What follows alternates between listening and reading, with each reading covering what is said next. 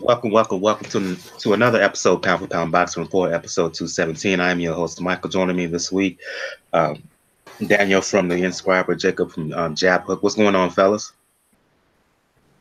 Good How's evening. it going? As I always say to begin each episode, Pound for Pound Boxing Report, live YouTube show, podcast, and blog discussing all things boxing. And the motto is when boxing is good, we will talk about it. When it's bad, we will talk about it. Bottom line is, if it concerns the sweet science, we will talk about it. If you want to find out all the information regarding Pound for Pound Boxing Report, the blog page is the place to go to, p4pboxingreport.wordpress.com. That's the link. Check the right of the blog page. You will find links to the channels and pages on Facebook, G+, YouTube, Twitter, Tumblr, and also links to where to listen to the show on SoundCloud, iTunes, Google Play Music, Stitcher Radio, Player FM for the folks over in the UK, as well as Mixcloud. Let's get the show started tonight by taking a venture over to London. Big card took place this past weekend over in London, headlined by Dillian Whyte versus Joseph Parker. Whyte ended up winning by decision, but the last round for sure was drama-filled as Parker hurt Whyte in that last round. Whyte fought back, but with 25 seconds to go, Joseph Parker put Dillian Whyte down. Lucky for him, it was so close to the end of the round, he survived. Dillian Whyte ended up winning by unanimous decision, but again, he gave him a scare. Joseph Parker gave Dillian Whyte a scare in that last round, and if it was an old school 15-round bout, I don't know if Dillian Whyte would have survived. I'll go to you, Jacob, since you have to dip out early. Your impressions of the fight, were you impressed by Dillian Whyte? Were you a little bit disappointed in Joseph Parker? And because he's finished so strong, but that makes you wonder if he was able to finish that strong, even though he was tired himself as well, how come he didn't step it up early, mid-round portions of the fight? Yeah, I mean, I had picked Parker to win the fight. I thought his skill set would, take Whyte into deep waters and potentially drown him late. And he almost did do it. But I thought actually I was impressed with Dillian Whyte. I thought he fought a smart fight. He he was able to knock down Parker, mid to late part of the fight, and control him. He was basically chasing him around. He did do a lot of dirty tactics, unfortunately.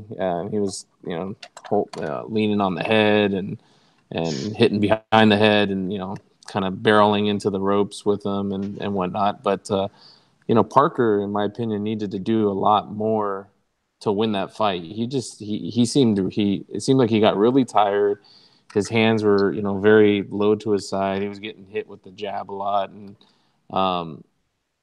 he looked kind of sloppy. And I expected more from Parker, but it's a good win for Dillian Whyte, and he nearly escaped. After that final round, he nearly escaped a loss, but he got the win, and he's going to move on to potentially challenge for a title. I'll go to you, Daniel. Your thoughts on what went down. I'll ask you the same question that I asked Jacob. Were you more impressed / surprised by Dillian Whyte and how well he performed, particularly over the first 2/3 of the fight, really the first 10 rounds? Or were you disappointed in Parker in the fact that he was able to close so strong? It makes you wonder how come he didn't do this earlier in the fight. It's more the latter a bit, because this was pretty much I treated this fight as an audition for both men to be Joshua's next opponent after the Povetkin fight. And I thought, like I said, I picked Joseph Parker to win as well. But I thought he would have a little bit more sense of urgency to try to make a statement, because not only did he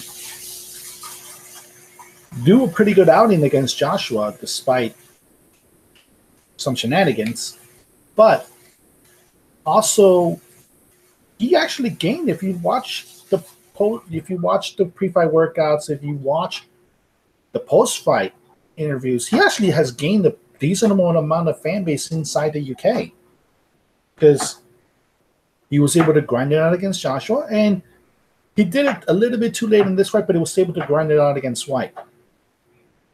The main problem is going to be, though, for Parker is that this is 2 losses in a row, and you're not really going to be able to challenge for a title when it's being controlled by 2 men who have 2 very different agendas. And it's going to take him a while, and it might take a while enough even where another Kiwi fighter, Junior Fa, who's like just stopped into his own, might be able to try to overtake him as like the top draw in New Zealand and the top draw at heavyweight from there. So more or less disappointment, but I do agree with you, Mike. If the fight would have been around longer, I think Parker would have stopped. I want to apologize if you hear any background noise. Thunderstorm is presently rolling through right now, so I apologize for any background noise that you may hear. Let's talk future here for Dillian Whyte specifically. Round of opponents was thrown asked to him after the fight. Round of many possibilities. Rematch with Anthony Joshua. You got Deontay Wilder out there, and we'll talk about him later. Some new developments regarding him. Eddie Hearn has once again reiterated that he's going to make an offer to Deontay Wilder, $7 to $8 million offer to fight him at the end of for Wilder to fight Dillian Whyte at the end of the year. Dillian Whyte said he will be ready for an Anthony Joshua bout in April. Where exactly do you think, Jacob, Daniel, where do you think that Dillian Whyte goes from here? I think he's kind of caught, unfortunately, in a position where I don't really think that Hearn wants Joshua to fight Dillian Whyte again so soon. He might want it more than the Wilder fight, to tell you the truth. But I think Hearn's been actively trying to get Whyte to fight Wilder, and I think it's with the plan that hopefully Whyte beats Wilder, and then Joshua doesn't have to fight Wilder. I think Joshua wants to fight Wilder. I just don't think Hearn does. I think he's trying to protect his investment a lot, and no matter what he ends up saying. But Whyte can hopefully, I don't know if he like I'm sure we're going to talk about it, but that fight with Wilder doesn't seem like it's there, and then the Fury that could be there too. Chisora, who we're going to talk about in a second, he had a pretty debatable, whether Whyte won that fight. So I don't know. Maybe that could be a rematch that they make since they were both on this card, and they can be ready in time in the interim while Josh was fighting Povetkin, and then potentially if Wilder's fighting Fury. Your thoughts, Daniel?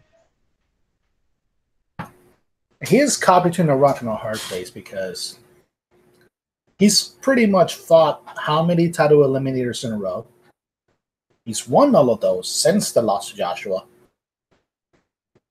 But you're the #1 WBC contender, yet by the wisdom of the WBC, he's not the mandatory challenger, actually. That's one thing.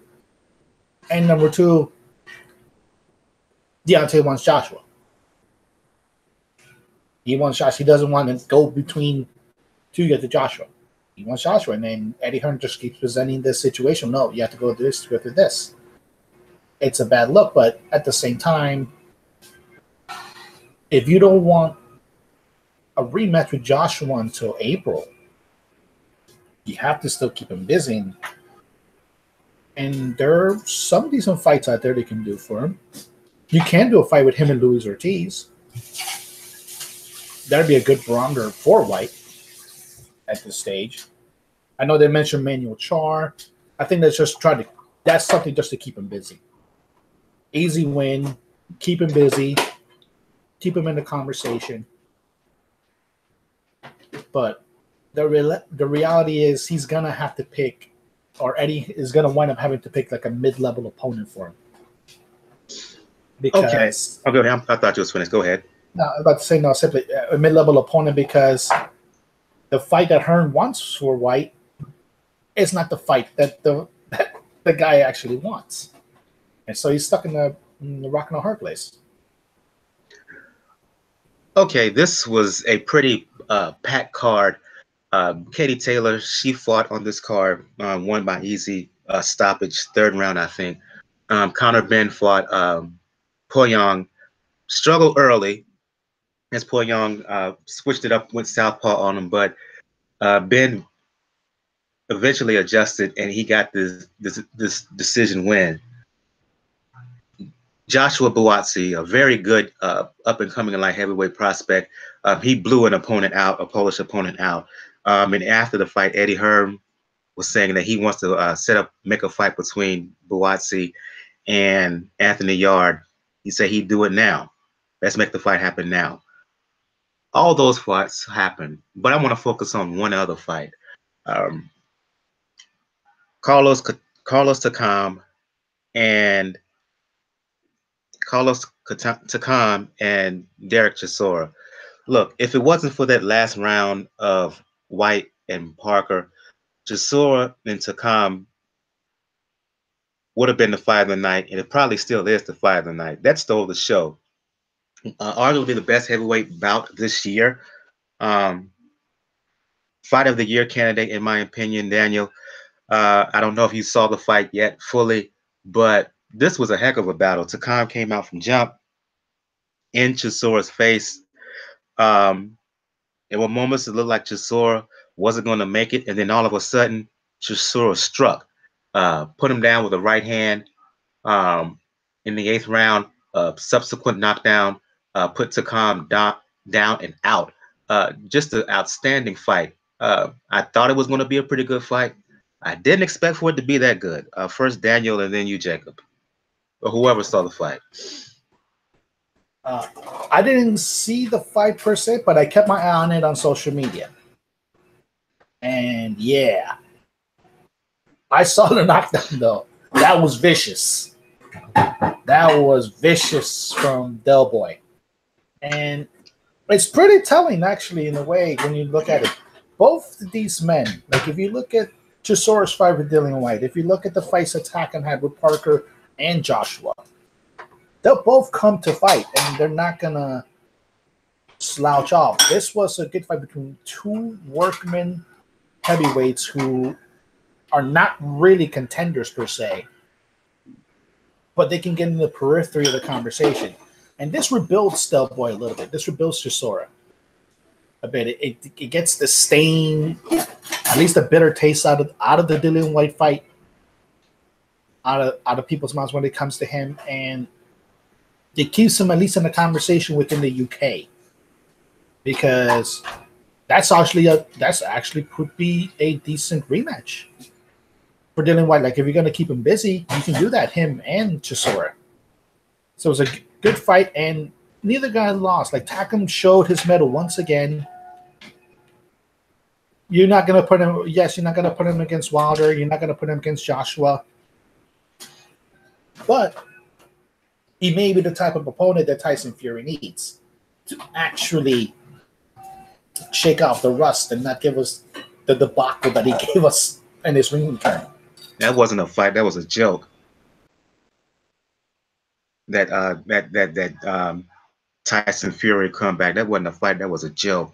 I don't even label it a fight. They did more smiling and hugging and kissing each other, literally, than they actually did fighting. Your thoughts on this fight between Chisora and Takam, Jacob?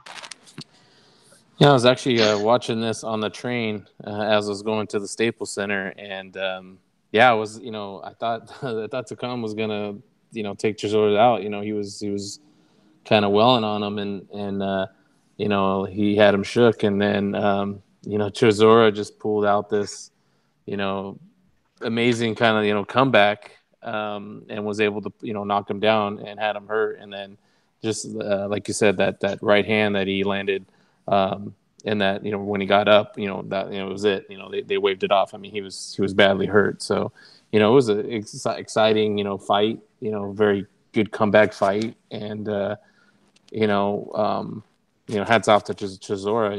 Takam had taken, or potentially could have taken Joshua, the distance if they hadn't stopped the fight. I mean, I think that was a ref, kind of mess up there. They were just trying to protect, Joshua. They weren't really protecting Takam, but we know he's a tough guy. So I mean, it's a good solid win. Yeah. Again, I can't reiterate this enough. I was pleasantly surprised by this performance, by this fight. I applaud both men, no doubt about it. I don't know where Chisora goes. You could mention Dillian Whyte. I don't think Dillian Whyte is going to fight him. Not that he's scared. He's not. But he sees no rewards for it. He beats him. He beat him one time. A lot of people felt that Chisora won, but Whyte is looking towards bigger and better things. I don't know where he would go. He may fight the guy. I can't remember the guy's name who's being promoted by David Hay. His name escapes me. Maybe he'll go that route. But it keeps his name, as Daniel said, in the UK heavyweight landscape. And it earned him a couple more fights, at least, to get in the ring and make some money. Be that as it may, I'm just going to enjoy what I saw from him and applaud him on that. And whatever's next for him is just whatever. I'm just going to enjoy that fight for what it is. Again, arguably the best heavyweight fight of the year so far in 2018. Want to move on to LA.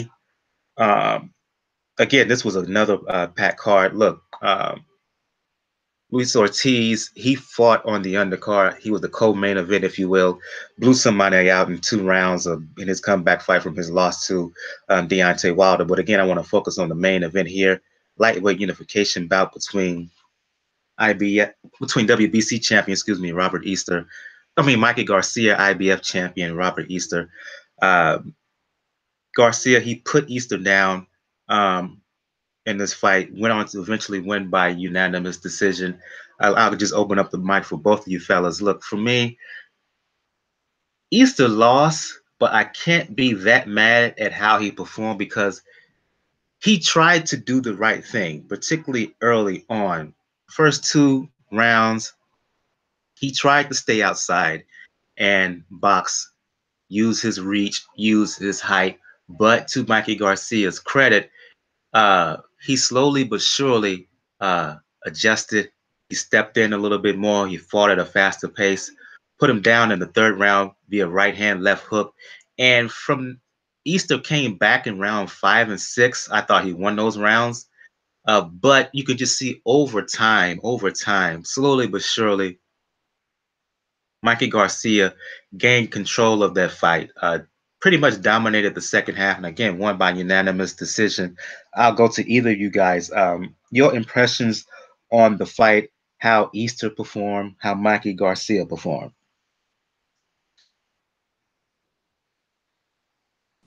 I'll go then. I have to disagree with you, Mike. I thought that Easter, yes, he did come out, with a good game plan of using his reach and his height, and just flicking that jab out there and keeping Garcia, at bay. He did get knocked down in the 3rd round, but I don't think he was seriously hurt. He got up, and the fight continued. There was a couple rounds though. I think it was during the second half of the fight where he threw 0 power shots by CompuBox numbers, which and his punches thrown and punches landed output was really bad. And I just, when these guys are in these type of fights and you're the champion and you're trying to do something, I think you have to have, again, a game plan for, if this doesn't work, then I need to fall back on this. It just seemed like he was trying to survive in there. He was going backwards the whole time, and I don't think Easter's that great of a fighter going backwards. I don't think that's where his strength lies. Garcia was just hunting him down, and luckily for Easter, Garcia, wasn't really cutting off the ring that well. He would get him in little spots and stuff, but it's mostly because Easter was leading himself there. And, you know, he just seemed like he was trying to survive. I mean, you get to the later part of the fight, I don't think that anybody thought that Easter was even close to winning. And it's like, you got to throw punches. You got to try something different. You got to take a risk. If you're not. I agree with you to a point. In round 9, Easter kind of stood his ground and made his stand. He came on the front foot. He sat there and fought with Garcia. But at the end of that round, to me, he was dead tired. He was dead tired because of the pace and because of the punches that he got hit with.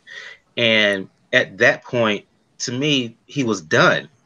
So there were spots where he didn't throw power punches, but once he sat there and traded with Garcia, he tried to adjust. Garcia took it and landed shots of his own. It was at that point, it was like Easter was physically tired, and from a mental standpoint, he didn't know what to do. So he was kind of exasperated at that point. No, and I agree with you. I was, you know, the 9th round was, you know, the best round of the fight.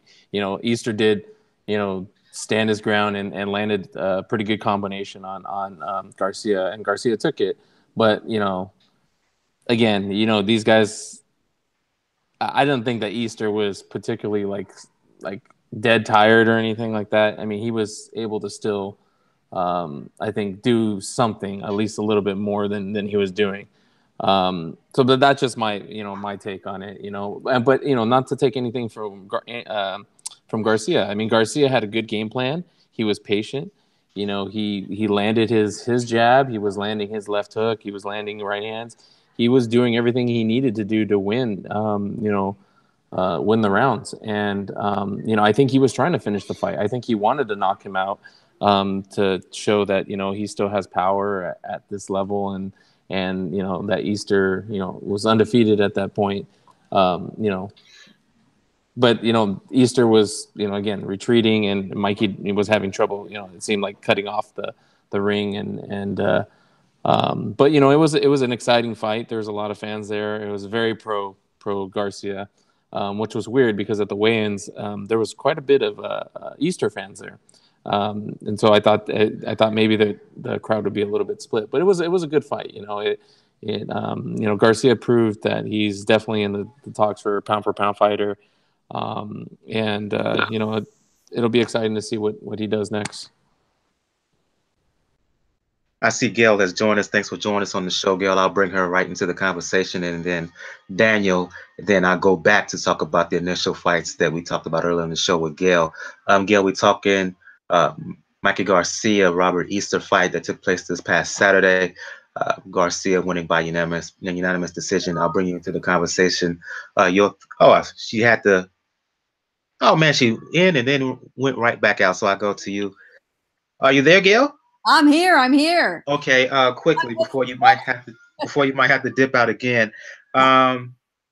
Your thoughts on Garcia's win over Robert Easter this past Saturday at Staples?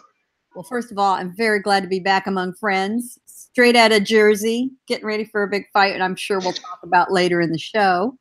You know, there's no denying Garcia's talent.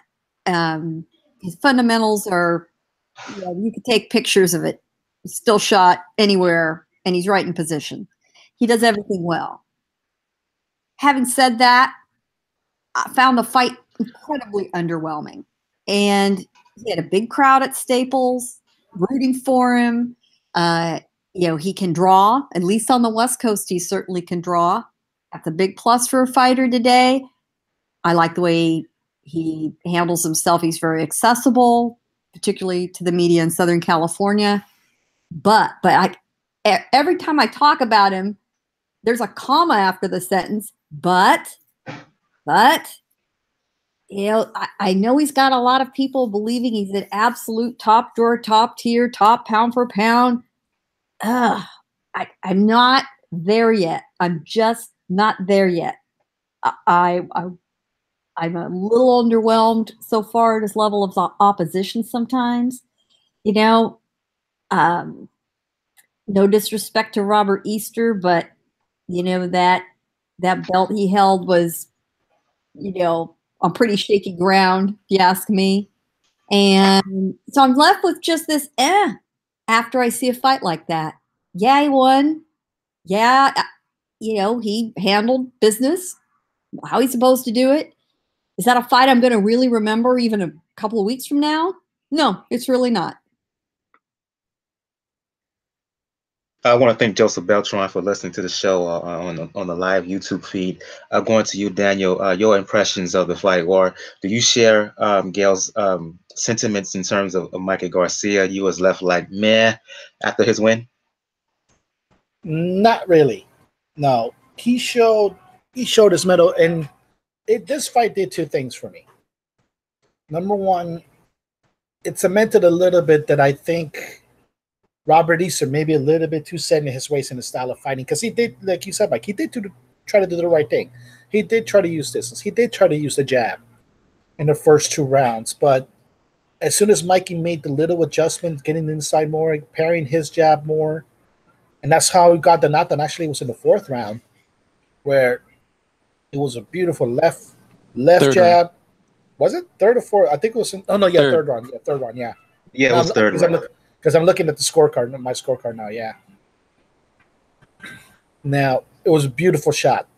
Left jab got Easter's attention, got into a right cross, which got Easter off balance, and that sneaky left hook. It's true, not a lot of fighters finish that combination, but land the left hook, drops Easter in his ass.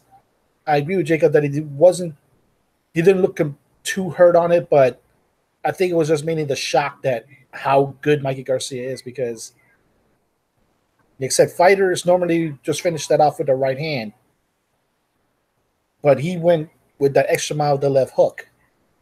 When normally when it comes to Mikey, you worry about the overhand right. And as the fight went on, Easter tried to stay in it. Mikey kept adjusting, trying to get in combinations, and he started to do something that he's not known to do. He started to go more and more to the body as the fight went on, try to slow down Easter. And you could tell it took a toll on Easter, because in the 8th round, he was on his bicycle. Throughout that entire round, he tried to stay as far away from Mikey as possible. And then in the 9th round, he just decided to stand his ground. They fought really great inside. The problem is, at that point, Mikey already figured you out and landed the better combinations. And unfortunately for Easter, he had the right game plan, but he didn't have the will to consistently stay with it and be an adjustment plan for when Mikey adjusted. You have to assume, as a fighter and your trainer in your corner, you have to assume that your opponent is going to adjust at some point, particularly if your opponent is really high caliber and a champion yourself. There are very, very few fighters where you can say he only fights one way. We don't have to worry about that.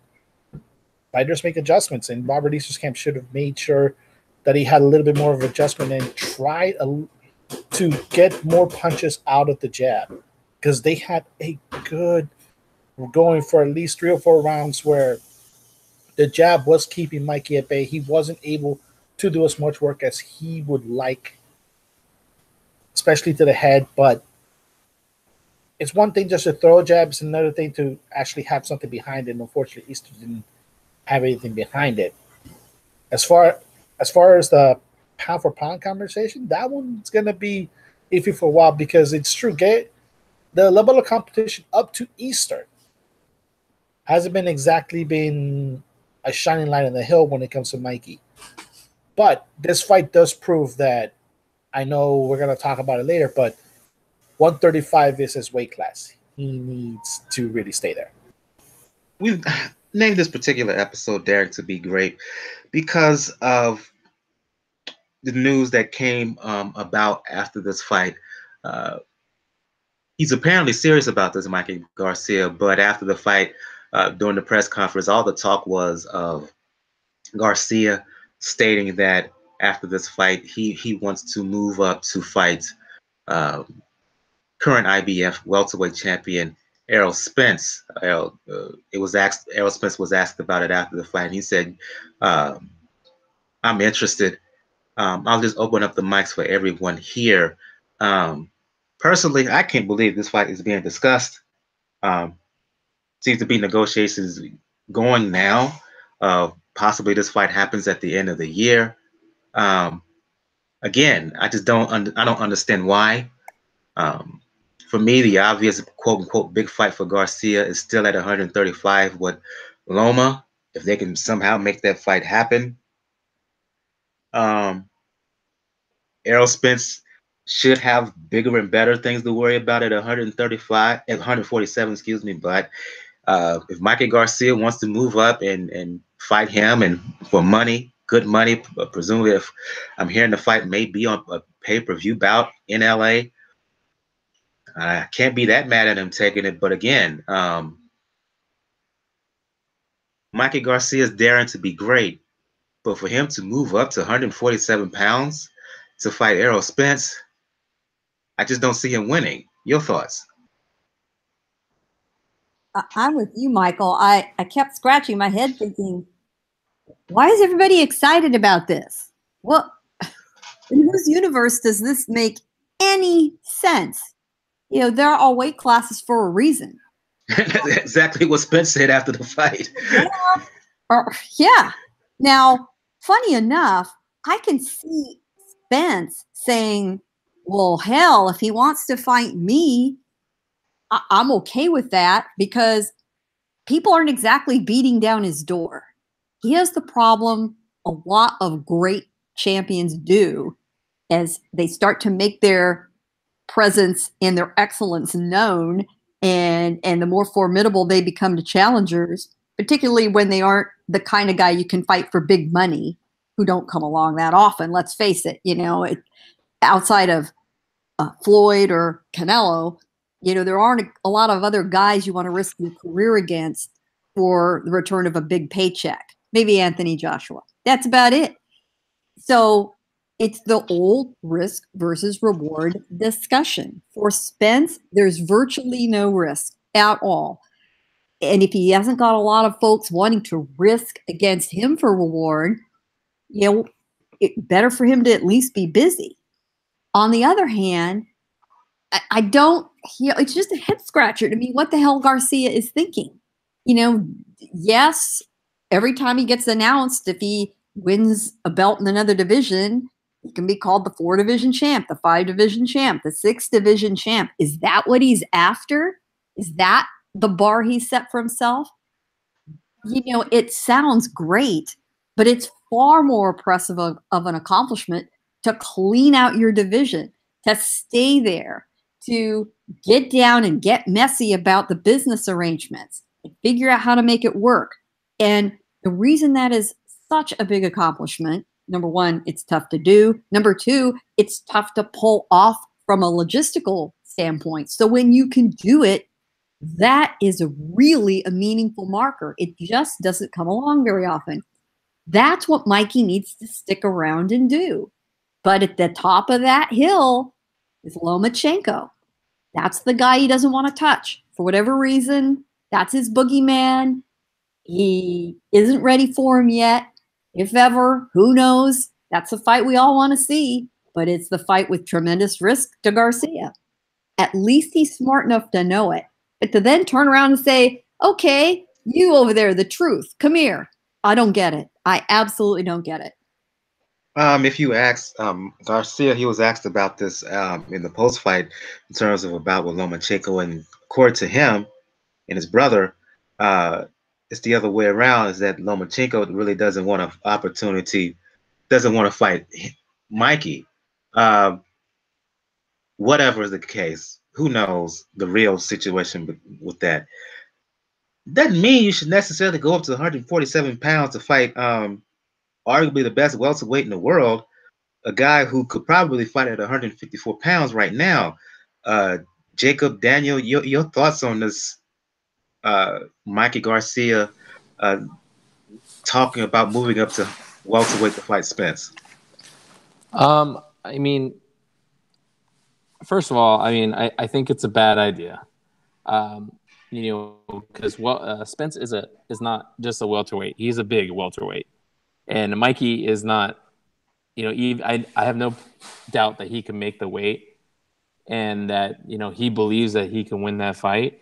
He has a lot of belief in himself, but I just don't think that that's the right fight for him, and I would favor Spence in that fight. But for what he's trying to do, I think it's a super fight as far as like the names, and if they were going to do it, I'd say do it in Texas, and I think that would be a huge fight in Texas. But I think I have to admire his pluck in the sense that he is trying to go after greatness. He is trying to do an accomplishment. I mean, because if he wins that fight, I mean that's a pretty good name to have on your resume. To say you went to that. But I don't think he deserves the fight. Like Gail said earlier, they have you have weights for a reason. You have divisions for a reason. You have people that have the spot to challenge for the title. You should be defending against those mandatories, and I would much rather see Garcia fight a Lomachenko or even a Linares. Linares didn't do that bad against Lomachenko. He had some success in that fight, and that was a fight that we were supposed to see. And I think a Linares fight is actually a more makeable fight than Lomachenko. Lomachenko is with Top Rank. I believe Mikey, when he was on his hiatus, is because of the contract disputes with Top Rank. So, there could be some bad blood there on them not wanting to make that fight. And Lomachenko is going to be coming off a shoulder surgery injury. I think he's trying to get back in December, but I don't know if that they're going to want to go into a Mikey fight right away.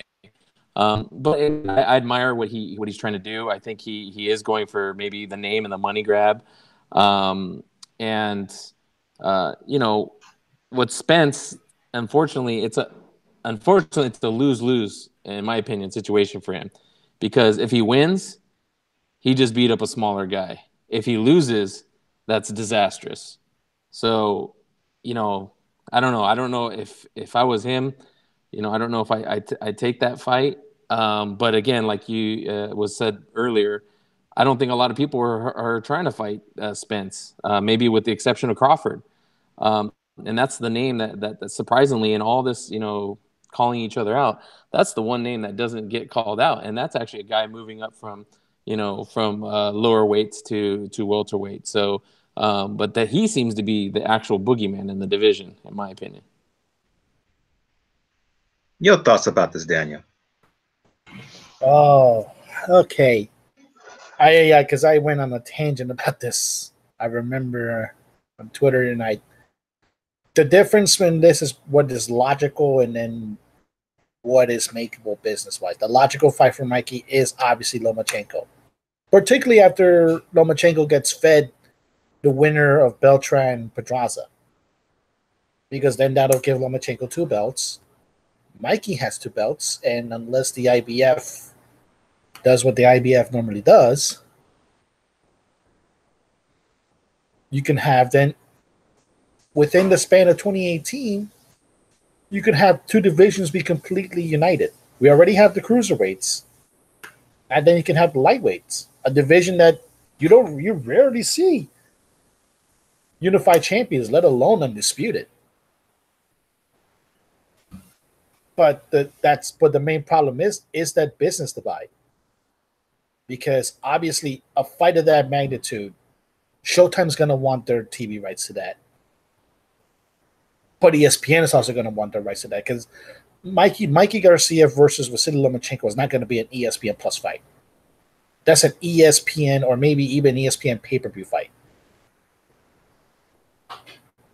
But obviously those hurdles are going to be enough to stop it. And of course, we know the less than amicable relationship that Mikey Garcia and Bob Arum had. So, and let's be honest when it comes to Mikey. We're not looking at a guy who's really passionate about fighting, passionate about the sport. We're looking at a guy who is fighting because he knows he's good at it.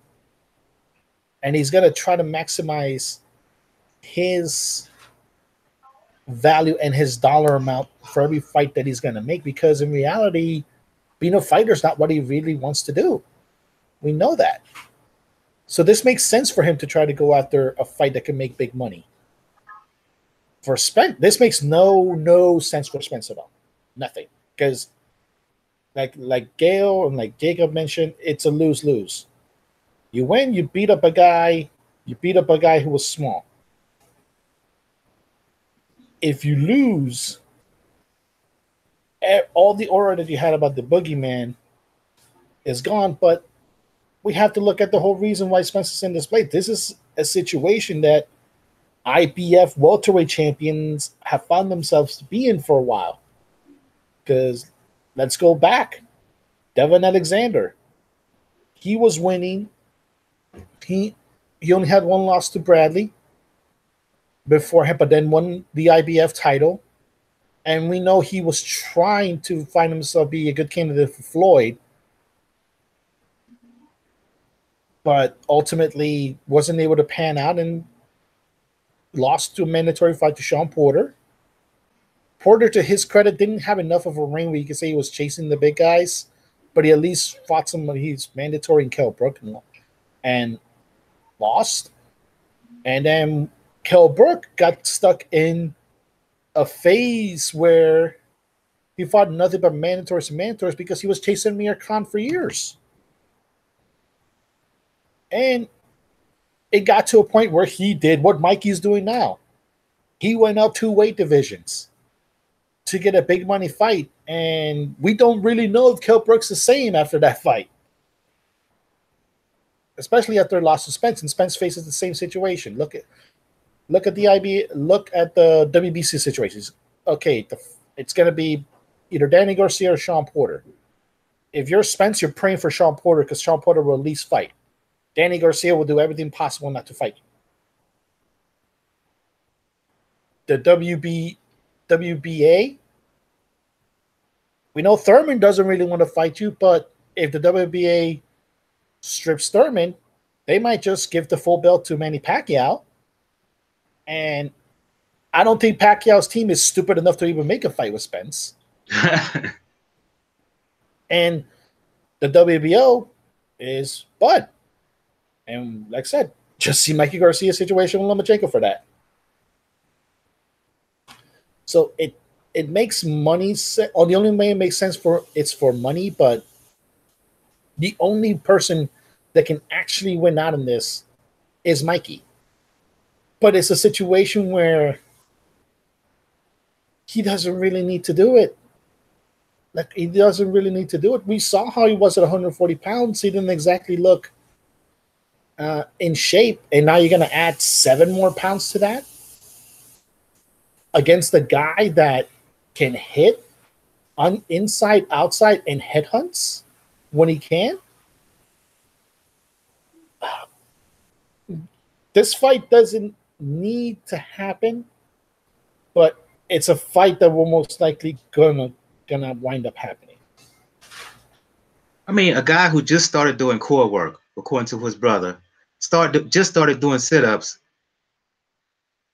Think he's ready for someone with the savage body attack of Errol Spence? Again, I just don't see it. I don't see it from a physical standpoint. He may be a little bit technically better than Spence if you're picking nits, but Spence is not that bad technically from a technical standpoint either. So he could hang with him, Garcia in that department. You applaud the boldness of Mikey and reaching for someone who's searching for a big fight, reaching for someone who a whole lot of people in and around his division seem to be wary of fighting. But yeah, this is not a situation of Mosley years ago when he moved up 2 weights to fight De La Hoya. It's not Mikey Garcia is not struggling to make weight like Shane Mosley did. Not a naturally big lightweight. So yeah, again, I applaud him and for what he's trying to do. I just don't think that he can do it. Not against this guy. Maybe someone else at 147 pounds. Not this dude. Not this dude. He's no. And Mikey's team might be kind of like Crawford is, because they might see something that they can exploit in Spence. But the problem is, Jacob, his own brother is not really keen to the fight. His brother nor his father. Right. I'm saying Mikey though. Mikey. Okay. Because if you look at Crawford, he's been asked before. You know, I believe the Thurman fight is a better or an easier fight for him than Spence. But he says he wants Spence because he actually thinks Thurman's a tougher fight, and he sees something in the Spence. He's not going to say what, of course. So maybe Mikey as a fighter, you know, I mean, you were talking about like how he just barely started doing core work and stuff like that. I mean, this guy is, you know, the mindset of him, it must be, hey, I'm barely even doing anything. This is not what I want to do, and I'm still winning, and I'm still undefeated, and I'm still collecting titles. So, you know, he obviously has a huge belief in himself, but he might see something, you know, a fighter can see things in other fighters, you know, when they watch them and say, hey, there's that thing. If I can do that thing, I can get this guy. And Spence, you know, I mean, I have him favorite in that fight, you know, totally. But he did get hit a lot in the Brook fight. He did lose a lot of those early rounds, in my opinion. He has been hurt before. In another PBC fight, he got hit I think on the side of the head, and he got shook. So, you know, these little things put things in the fighters' heads, and they say, hey, I can maybe exploit that. I mean, again, I don't want this fight to happen, but I'm just saying, I'm just trying to kind of, you know, be the devil's advocate here.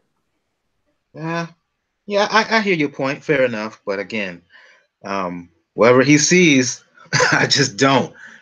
To be honest with you, I do not. I'm going to go back to Gail right quick, give her the opportunity. We'll catch her up, if you will, excuse me, by giving her the opportunity to talk about a couple of fights we talked about earlier in the show. Dillian Whyte beating Joseph Parker, but at the end of the day, he won, but he barely survived.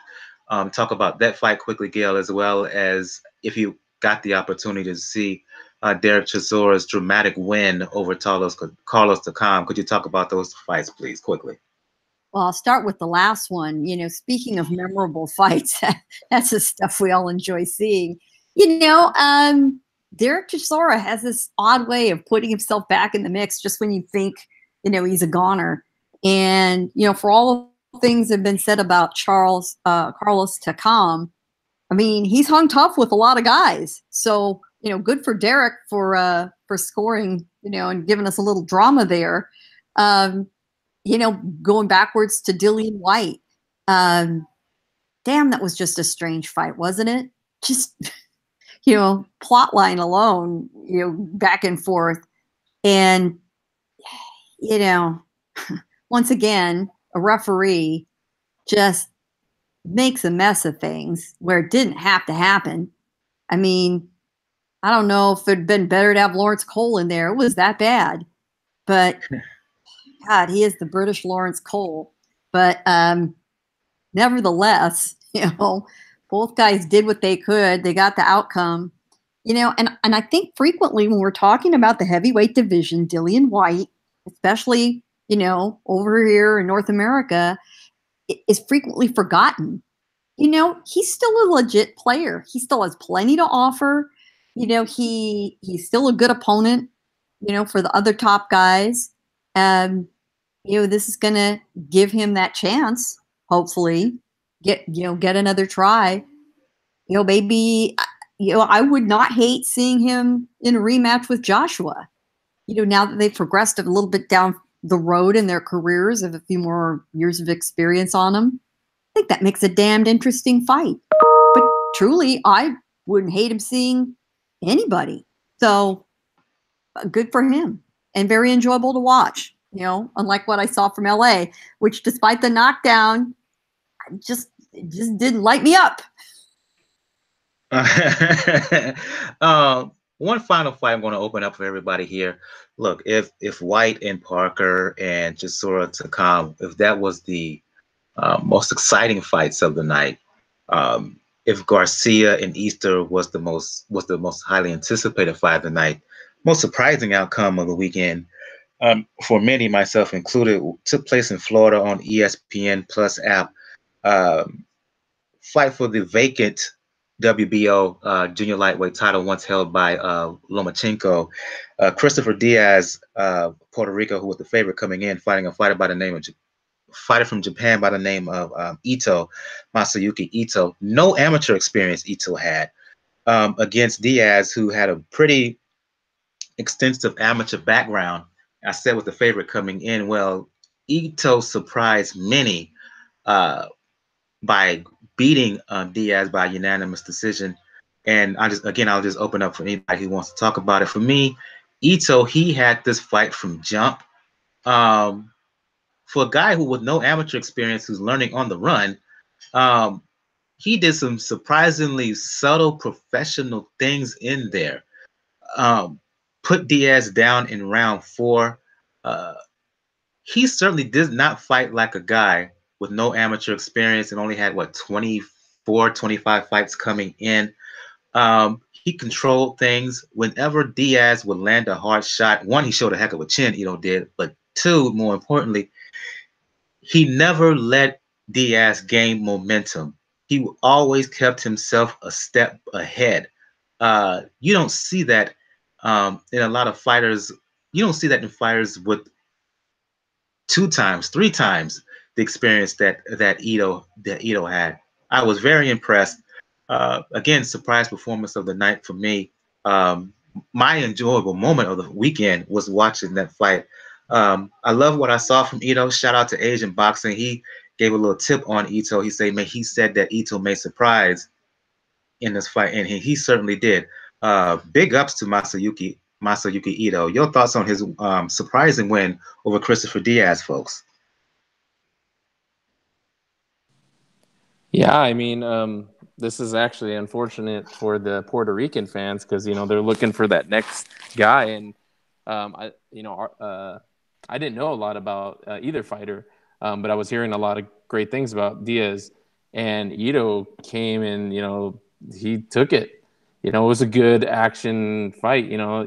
Every time Diaz would land something, Ito would just come right back. I mean, the guy has a lot of tenacity, and he definitely earned that decision. But I'll be looking out for this guy now. I mean, he seems like he's exciting. He's got skills. Like you said, he did a lot of subtle things in there. But that was I didn't get to see that fight live because I was at the Staples Center. But when I went back and watched it, I was really impressed. It was a damn good fight, and I'm hope to see Ito again. And the thing about it is, and I'll go to you, Gail and Daniel, on this. Now that he has the title, you can only expect for him to get better as champion. Gail, Daniel, your level of surprise, if you saw the fight, your level of surprise at what you witnessed Saturday in Florida. I wasn't surprised, particularly, not that I knew a lot about Ito, but fighters coming out of Japan, very much like fighters out of Mexico that we don't know. Because so much talent, they compete among themselves out of the limelight and out of our reach for the most part. And they come to play. They come to play. You never know what you're going to get. It's the Forrest Gump box of chocolates, I guess, in boxing. If you open a box and there's some chocolates in there from Japan and Mexico, they're generally going to be pretty tasty. And sometimes they're just downright good. They're downright brilliant, as a matter of fact. You can't ever underestimate one of these guys. They hone their skills frequently among journeymen, rugged customers, guys willing to pull dirty tricks, crazy stuff, and they get their schooling. They get it. And they come up the hard way, and they're more tested than they appear.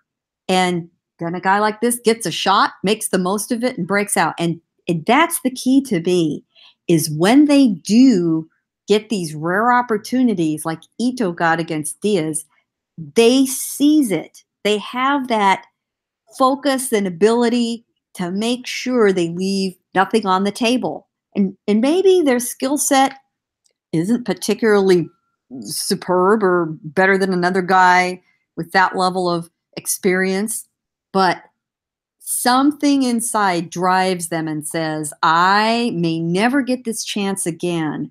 I know that, and I'm going to maximize everything I've got. And I'm not always sure other types of fighters are able to do that, to absolutely max out whatever they've got in the tank.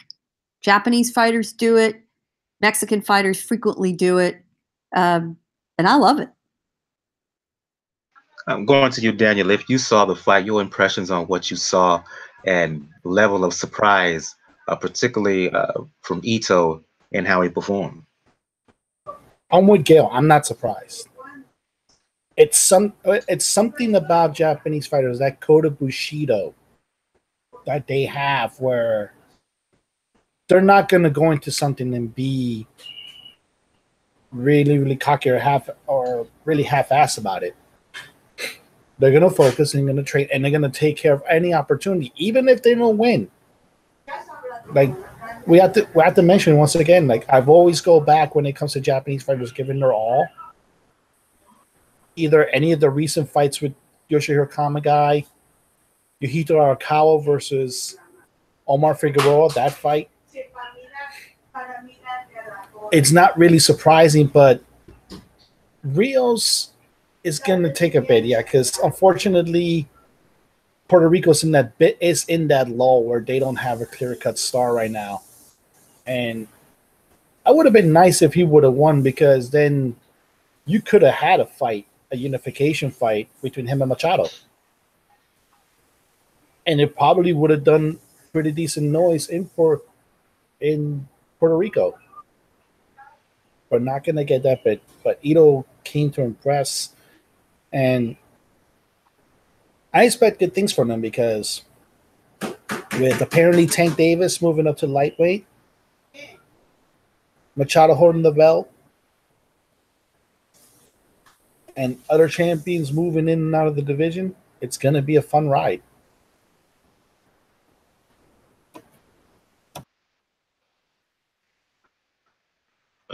Go into the news here, and I'll start with you on this one, Jacob, then everybody can follow up, because I know you have to dip out very soon. News broke over the past 48 hours or so that there are apparently serious negotiations taking place for a bout between WBC heavyweight champion Deontay Wilder and Tyson Fury, who's on the comeback after a 2.5-year hiatus. The question is simple for you, and then Gail and Daniel, you can follow up. Is this just talk here, or are we about to see Wilder and Fury later on this year? I hope it's true, because even though I'm not a Wilder fan, I hope he baptizes that boy, because I hate Fury. I can't stand that guy. I cannot stand that guy. And, it's like it or not, Fury is still undefeated. He was the last person to hold, 3 of the major titles. And, with everything that happened with that, his fault. He didn't do what he needed to do, and with all the different problems. But Wilder is the WBC champ. He needs a fight, because Hearn's not going to let him fight Joshua on the terms that they want. So, hey, let's make the fight. I mean, because we had a couple of the top heavyweights already fought. So it's I hate when I'm like I think me and Gail are simpatico on this. I hate when fighters wait around. It's you got to get that activity. Gym work is not the same as the fight work. And if you're not fighting, this is your job. You need to be fighting. So I hope it's true. Well, this falls in the category that many of us cite on this show. I don't hate it. I don't hate it. And, the lead up, both men will certainly do their part. It's going to be a lot of sound and fury, no pun intended. Pun intended. And it'll be crazy. Maybe crazy making, but it's going to be a draw. And, you know, it's highly possible that fight will take place here. You know, Fury would love to get a fight in America. And that's going to bring a lot of people to see Deontay Wilder, which is good, you know, good from both their viewpoints. You know, Fury gets a little American exposure. Deontay broadens his exposure. We see what they can do against each other. And as for Fury, you know, as batshit crazy as that man is, and as questionable as his condition has been over some of these fights we've watched the last few years, knowing his litany of problems, you know, it still provides us a measuring stick in some ways for Wilder to watch how he deals with him in the ring versus how Klitschko dealt with him versus how Joshua dealt with him and versus how a lot of these cab drivers have dealt with him. So do I hate it? No, I don't hate it. And in lieu of the other options, you know, there's a kind of some mad genius behind it, which sort of sums up all of Tyson Fury's career to this point. So let him have at it, I say. And from what I know, it's far more than just talk. I just don't see Fury ready. That's just my simple take to this. Is he ever going to be ready? Think about it. How much more ready or not ready can the man be? He has no discipline. We know that. You know, do we ever think he's going to really slim down a whole lot more? Do you? No. He's had his tune-up fights. You know, if it's not until December, hey, it's August 1st. You know, come on. You know, you have a long time to get ready. He'll have plenty of money to hire sparring partners. You can come over here and spar. It would be smart, actually, for him to do that. And, you know, if not now, when? Want to thank, first of all, Gus for joining us on the show. Want to thank Jim Van Gogh for joining us in the live chat. Jim Van Gogh Fury will win by landslide 12-0. I don't know about that. Nuh-uh. I could pick a Fury up to the Klitschko fight to beat a Deontay Wilder, but I can't go with him post that Klitschko fight. Not the way he abused his body in the 2.5 years or so before he finally decided to come back into the ring. And again, his comeback, quote unquote, fight, that was a joke more than just a fight. So again, I just don't see whether he's ready or not. Going to go to you, Gus, get you into this discussion. And then I'll maybe backtrack and ask you about a couple of fights we talked about earlier. Do you take this seriously, this Fury Wilder bout that's being discussed? Well, according to Tyson, Mike, the deal is effectively done. It was always a part of his strategy. He was talking about a free fight, comeback, and then fighting for a world heavyweight title. No, Mike, there's a lot of people. I mean, there's a lot of criticism that he's not in a position to be taking on Wilder, given an extensive layoff and the opposition that he's been facing. But if you go back to the Vladimir Klitschko fight, Mike, that was obviously Tyson's prime. But leading into that fight, he actually had free fight in 3 years. You know, it was like Steve Cunningham, Joey something, I can't remember the guy's name, Christian Hammer and Chisora. So he was relatively inactive then as well. So it's not beyond the realms of possibility. You know, the key for me, Mike, is that, Tyson's, it's going to be his mobility. So mobility and his defense, if both of them are there, then I think he tap dances to victory. He dances around Wilder and he just taps him pretty much to victory. So I think it's definitely possible. And you know, we'll wait to see. But Tyson, I heard him on radio. He said the deal is effectively done. So, you know, it's all depending on the Pianetto result, which is going to be a victory for him. So, yeah, I think there's definitely some credibility there. I see Scorsese has joined us. We're talking Deontay Wilder and Tyson Fury. Your thoughts about this about being discussed, and according to Gus, basically a deal is in place for them to fight later on this year. Open up your mic, low place. I don't think you can hear us right now, so I'll go to you, Daniel. Your thoughts on this? I can see the fight happening in 2019. I don't buy this whole thing in December in a year. And I remember the report where Fury said it's 99% done, but then pretty much within a day saying, oh, I hope Chisora gets Wilder at the same time. So that pretty much will tell you're not really serious about this. You can talk about it. You can try to poke the bear because you're trying to say maybe to the Spain of the UK area, maybe try to poke the bear of Anthony Joshua and try to say, hey, look at me, Anthony. I'm making the fight with the guy that your promoter does not want you to fight. But I don't see it. Like, if he really thinks at this stage, this Tyson Fury, at this stage, thinks that he can beat Deontay Wilder, then he's back on that fish scale. That China Whyte. Because that's a lot of abuse his body took in the last 20 years. And it wasn't in the ring. It was just life decisions. And that comeback fight wasn't a comeback fight. That was just a circus act. I personally think this may be something where he understands that people were mad that UK, that people had to pay pay-per-view in the UK to watch that debacle.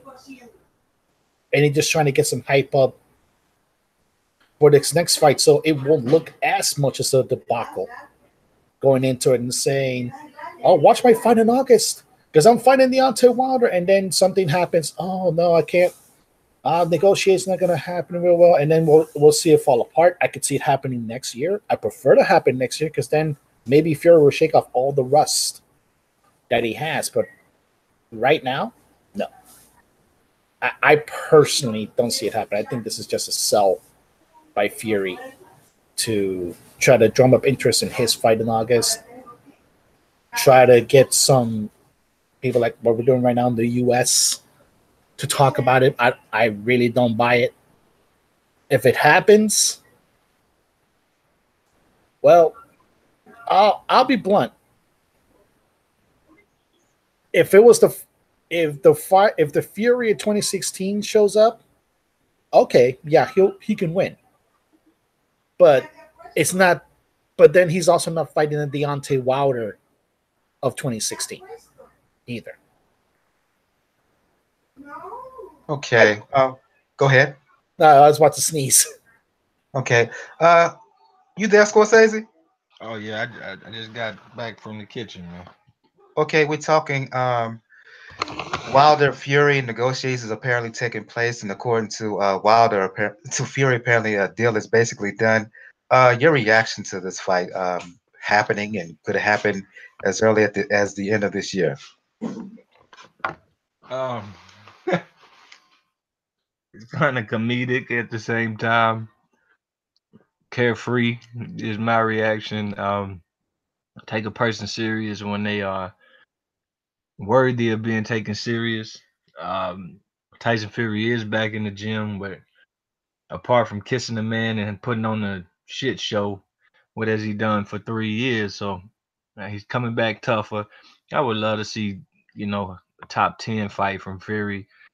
Really proving something, but it to me is just it's a big old what if. And like I said, comedic and carefree.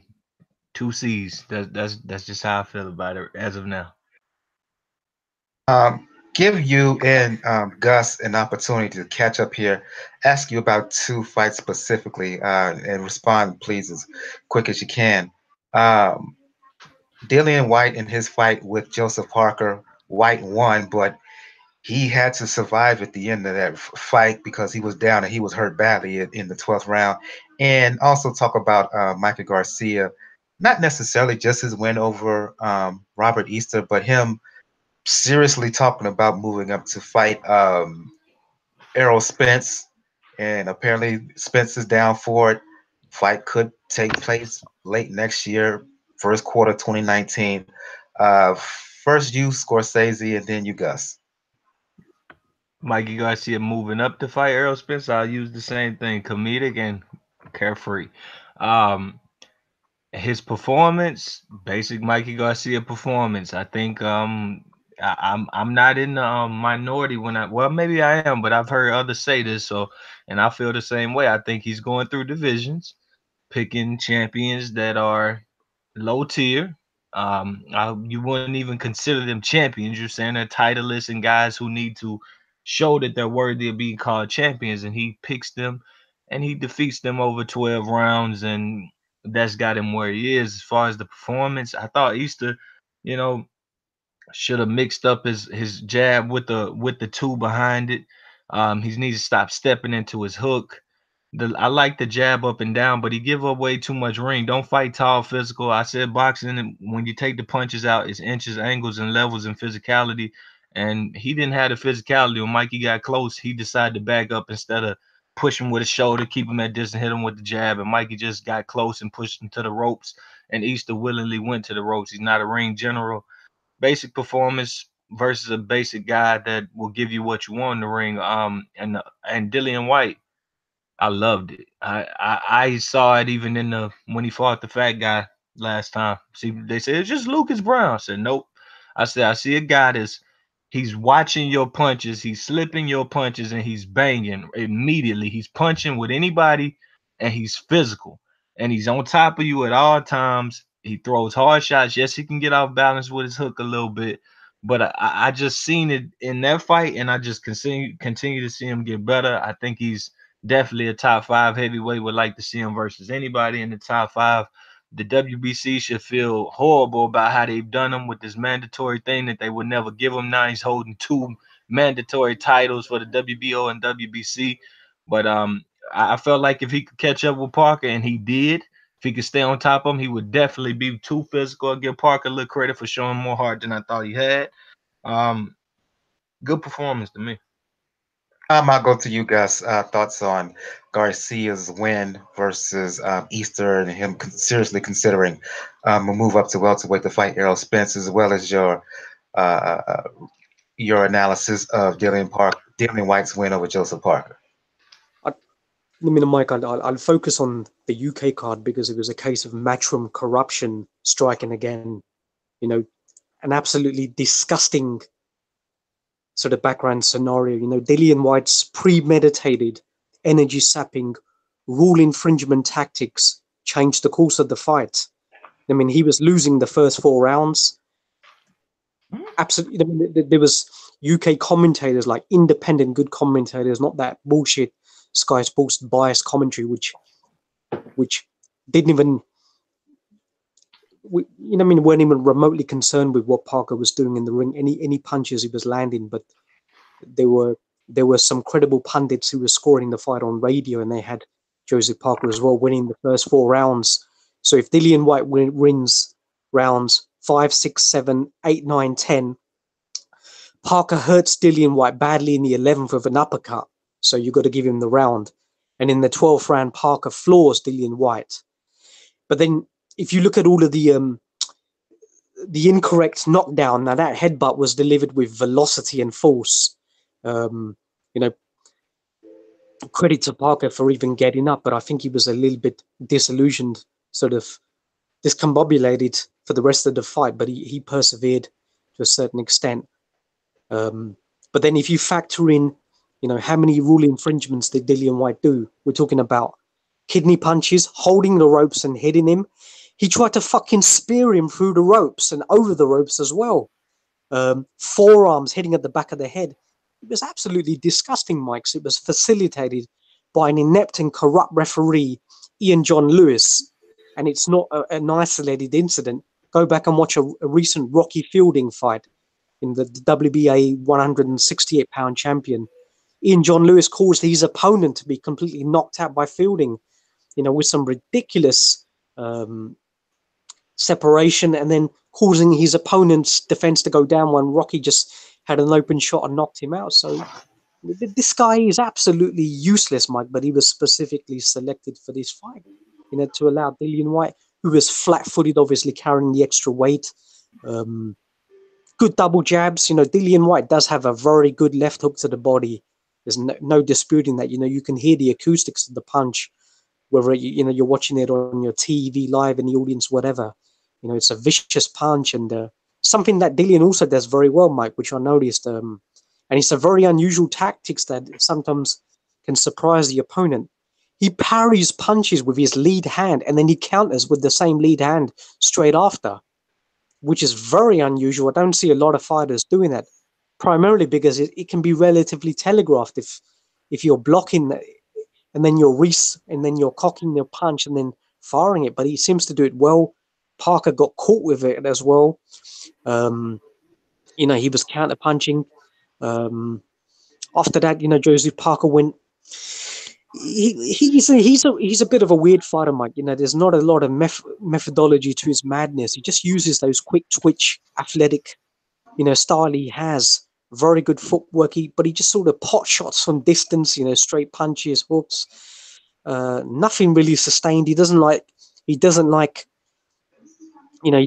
like the physicality and whatever. What's happened to his combination punching and his body punching on the inside? It's just all but eradicated. He's just, lost the art of doing that. He'd rather go back on his back foot and try and fight. But no, Mike, I scored that fight a 1-1-3, 1-1-3. But if you factor in infringements, then Dillian Whyte could have. I thought he should have lost at least 1 point, possibly even 2. So Parker wins that fight for me. I thought it was an absolute disgrace. In terms of the Mikey Garcia fight, Mike, a total load of bullshit. Boxing's most fortunate and overrated champion, Robert Easter, is finally relieved of his title by boxing's most glorified cherry picker. That's all I can say about that. A total shit show. Tell us how you really feel. Nice. In terms of Whyte and Parker, and I think I heard some kind of disagreements from you. Scorsese, I'll give you an opportunity to reply. Roughhouse tactics for sure, and the moment in which Whyte had Parker on the ropes, he grabbed the ropes, he leaned into Parker, almost pushed his whole body weight into him. Another fighter might have fell over the top rope the way Whyte, that tactic right there. Very rough. Referee should have warned him for that at the very least. But for me, you said you had it 1-1-3, 1-1-3. I felt because of Parker's indecision throughout the fight in terms of style that he wanted to employ, he gave Dillian Whyte opportunity to set the pace and did really nothing about it until the latter half of the fight. In short, for me, his indecision was a big reason for him why I scored the fight for Dillian Whyte, who was more consistent in my opinion. Parker threw some shots here and there, but you said it, Gus. He was resulting to quick punches, to fast twitch punches, largely pot shotting. That doesn't work in this kind of environment. And because of that, and because of the subtle things that Dillian Whyte was doing, I gave him the advantage pretty clear, in my opinion. Like I said, I think you, Scorsese, I heard some kind of disagreements in the background. You wanted to opine? Oh no, I think he's right. Yeah, I didn't touch on the dirty fighting, but that time where he did like Billy goat him over the rope, I was live with Boxing Beats and Rhymes and EJ, and I immediately thought to myself, I said it out loud, you got to do something about this. Even in the prior fight, Chisora is just completely hitting Takam in the nuts, in the thighs, everywhere. I didn't know. Let me ask you, Gus, was that Ian John Lewis and then that did he do the co-main and the main, or was that a different ref? No, I think he just did the main. Okay. I about to say on this level, that's not common to see a guy do the co and then the main, but it was some bad refereeing in that one as well. But I agree. Dillian is a rough fighter. It's to be expected. He's physical, he's mad, and he fights mean.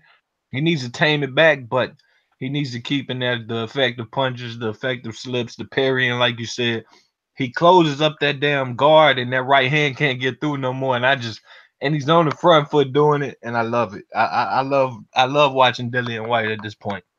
You know what it is. Look. I think Dillian Whyte is quite an intelligent guy. He talked about it before that. Look, Joseph Parker is somebody who's synonymous with fatigue.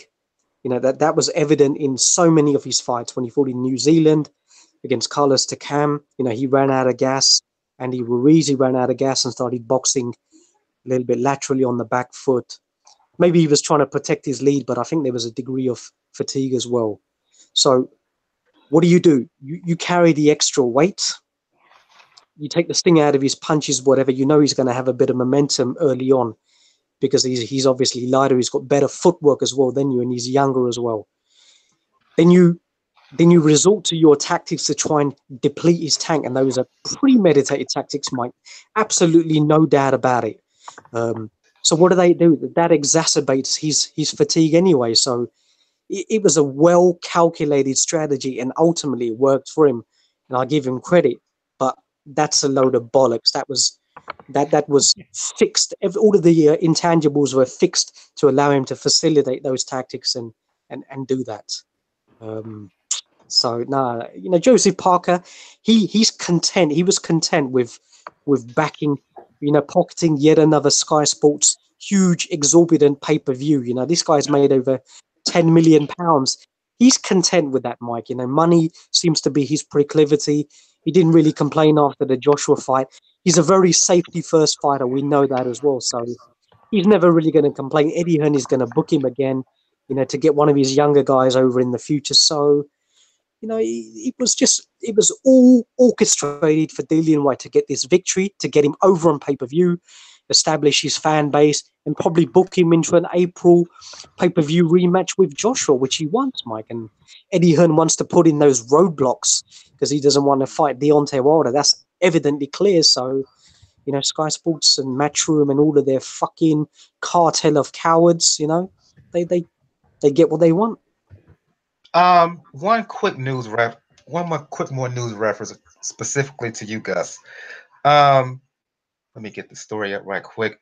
It looks like Sho Kimura, he just fought less than 10 days ago. Well, last Friday, matter of fact, returning back into the ring quickly to fight one of your favorite fighters, Kosai Tanaka. Your thoughts, who's Kimura's mandatory, I believe. Your thoughts on the fact that Kimura, the fight is going to happen September 24th in Japan, Nagoya, I believe. Your thoughts on the fact that Kimura is returning to the ring so quickly to fight the highly regarded Tanaka? From my understanding, Mike, Kosei Tanaka was due to fight Kimura at this point, but I think Tanaka may have had some sort of personal issues, so they allowed Kimura to fight in China, have a little tune-up, get him ready. Tanaka's obviously confident, coming back from injury and sort of moving up a weight as well. He had a broken eye socket, I think it was. Is that right, Mike? Yes. Yeah. He fought one of the biggest punches of anywhere from 115 to 115 in Angel Acosta. The magnitude of that victory just gets better and better because we see what Acosta did straight after in winning a world title, and he's a ferocious puncher. I'm so high on this guy, and for Tanaka to obviously beat him, outbox him, and take his punches, in their prime, it's a great fight. And this guy is the real deal, Mike. People rave on about Vasily Lomachenko. Absolutely, why not? He's a tremendous fighter. I mean, I know I've watched him since the amateurs. Being live at ringside, but this kid Tanaka is special as well. He's got a bit of everything about him. We followed his progress from sort of 105, 108. Now he's moving up 3 weights. He's young. He can go up even more. He seems to have that body that will just continue to expand, and he's got the boxing ability as well. So yeah, it's a tremendous fight, Mike. I think it's going to be in either Kyoto or they're talking about Kyoto, Japan, but I'm not sure. I wrote for this for Three Kings Boxing, and the press conference was being held in Nagoya, and Okay. the fight is, I believe, the fight is going to be in Nagoya as well. Okay, all right. Yeah, I think it's a bigger venue than Kyoto, so that's fine. I mean, have they penciled in a date on that one? September 24th. September 24th. Okay, fantastic. Yeah, I'm going to try and do a live commentary for that one, Mike. Hopefully, get you out of bed as well for that one. Yeah. I don't know about that because it's going to be so early, but if I'll put it this way: I can't guarantee anything, but I'll make the effort. I'll make an effort. We'll do a little corruption and P4P live commentary on that one, I think. Indeed. Let's move on to preview some fights here that's taking place over the next few days. Starting Friday in Australia, fight is going to happen on the ESPN Plus app. Tevin Farmer, who had an opportunity last year, I can't remember the Japanese guy he lost to, quote unquote. The guy he lost to subsequently failed a positive test. He's getting a second opportunity to fight for a title against Billy Dibb. First of all, I want to say thanks for Jacob. Jacob had to dip out. I want to thank him for joining the show. I'll go to you, Daniel. Your thoughts on this bout? To me, if everything is fair, given that Farmer is going to be fighting on enemy turf, Farmer is the younger, fresher fighter. I didn't think much of Dibb when he held a belt at featherweight. I think less of him now that he's older. Your thoughts on this fight? Oh man, it is an enemy territory. It's gonna be on ESPN Plus, so it's turning out to be a very wise investment. $5 a month, and this is the fight where pretty much Devin Farmer can't let anything happen. He got robbed. He got robbed in the last fight. This should not be for a vacant title. This should be his first title defense. And he just has to win out. I don't think much of Billy Dibb either myself when it comes to these types of situations. And I think Farmer has the skill set and he has the temperament.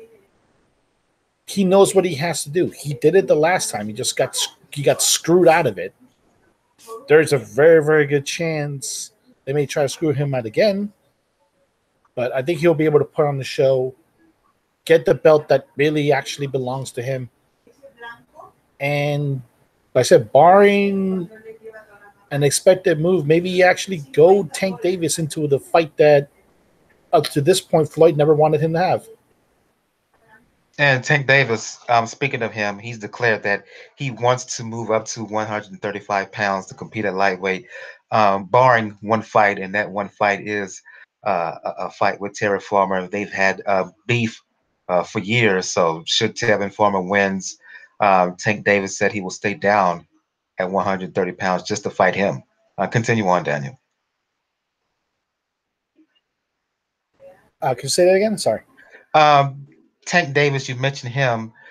He has stated that while he wants to move up to lightweight, he said he will stay at 130 pounds under one condition, and that is for a fight with Tevin Farmer. So let's hope I ain't gonna say let's hope, but should Tevin Farmer wins, a fight still could be made with Tank Davis at 130 pounds. Yep. And we know this is the part that makes this fight worth having, because the roadblock that seemed to be preventing it from happening is technically not a roadblock anymore.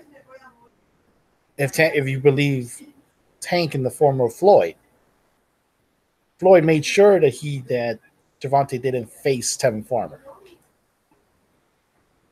But now that Gervonta's declaring himself free of Floyd as a promoter, maybe that fight will happen, and it'll be a good fight to have. It's a pretty much a Mid-Atlantic rivalry, Philadelphia versus Baltimore. But it's a fight where both men really, really want it, and this would be the fight that will tell me more about Tank than anything, especially after their last belt, if he's actually ready to actually be disciplined to a fight, because we know Tevin Farmer's been ready. Like I said, this should be his first title defense. This shouldn't be for a vacant belt. So I'm crossing my fingers on that one. I'm going to move on to doubleheader in Atlantic City that's taking place Saturday on HBO now. For some full disclosure, Gail, I believe, is doing some media work for Main Events, which is the promoter of record for this doubleheader. Daniel's going to be there as well, press credentials, so he's going to be doing coverage before, well, not before, but during and after the fights. With that being said, I'm going to go to you on this one, Gail, and then you can follow up Scorsese and Gus. The doubleheaders, Sergey Kovalev, he's defending his belt against Eleider Alvarez. Dmitry Bivol is going to be fighting Issac Chilemba on the undercard. Going to start with Bivol and Chilemba first. Bivol, up and coming light heavyweight, looks to have all the tools, but he hasn't fought a guy, in my opinion, who has really, really tested him. Chilemba is a tricky guy who gave Kovalev some problems when they fought in Russia a couple of years back. Can Chilemba, Gail, and then you can follow up Gus, Scorsese, Daniel. Is Chilemba the type of guy with the type of style that can give the young, talented Bivol problems? Absolutely, he can. Chilemba, you look at his record and think, I have a lot of losses there. But Chilemba is a guy, first of all, not afraid to fight anybody, which you have to love, especially in this kind of a division where that's troublesome at times. And he has a way of making guys look bad. He is a solid test for anybody because he is tricky. And he is the perfect test for Bivol at this point of his career. He's not going to be a pushover. He is going to be difficult to figure out. He is a guy that can adjust. And for Pete's sake, he's being trained by Roy Jones, so any crazy thing could happen. And I say that in a good way. And I think it's absolutely the right matchup at this point of Bivol's career. I do think Bivol, like Alvarez and Kovalev, and Froch and a few others, in front of him, will escape with a victory. Will it be a show-stopping victory? It might not be. And it's very interesting. And because I do have somewhat of a front row seat, I've heard a lot from these guys over the last couple of weeks. And it was fascinating to me to hear Bivol say that one of the goals in his career for him personally is to have that kind of fight, that crazy, wildly entertaining. You said Gotti Ward. Oh my God, fight. Yeah. Well, right. He says, I want one of those fights in my career that no one will ever forget. Said, like Gotti Ward. I mean, that's the fight he pulled out. Of course. He said, it wasn't for titles. It wasn't, anything anybody expected, but it's a fight everybody remembers. He said, I want my name to be in a fight like that. And here's a little irony for you.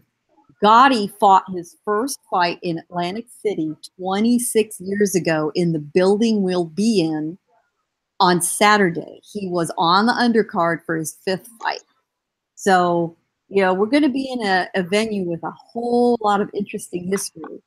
And part of that history is that the last big fight here in Atlantic City was Kovalev versus Bernard Hopkins. That's been 4 years ago.